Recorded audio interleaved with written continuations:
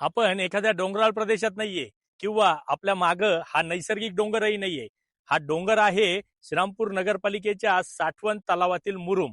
हो, साठवण तलावातील मुरुम. याची खरी वास्तविक परिस्थिती अशी आहे, हा किमान 30 ते 40,000 ब्रासचा डोंगर या ठिकाणी मुरुमाचा ढीग जो आहे तो साचलेला आहे.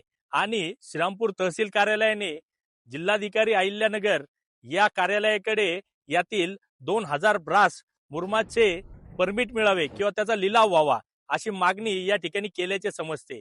परंतु ही मागणी करताना हा मुरुम किती आहे हे अद्यापपर्यंत तहसील कार्यालयाला स्पष्ट करण्यात आलेलं नाहीये किंवा त्या मुरुमाची त्यांच्याकडून मोजदाद करण्यात आलेली नाहीये.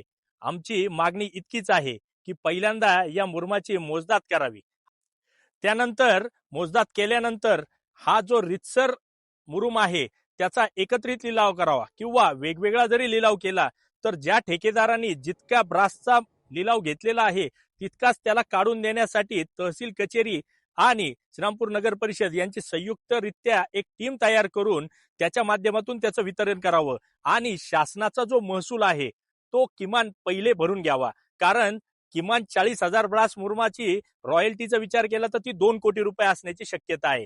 या संदर्भात नगरसेविका सौ स्नेहल केतन खोरे यांनी पालकमंत्री नामदार राधाकृष्ण विखे पाटील साहेब यांच्या ही बाब निदर्शनास आणून दिलेली आहे. त्यासोबतच जिल्हाधिकारी साहेब अहिल्यानगर यांच्याकडे या संदर्भात रितसर निवेदन दिलेलं आहे.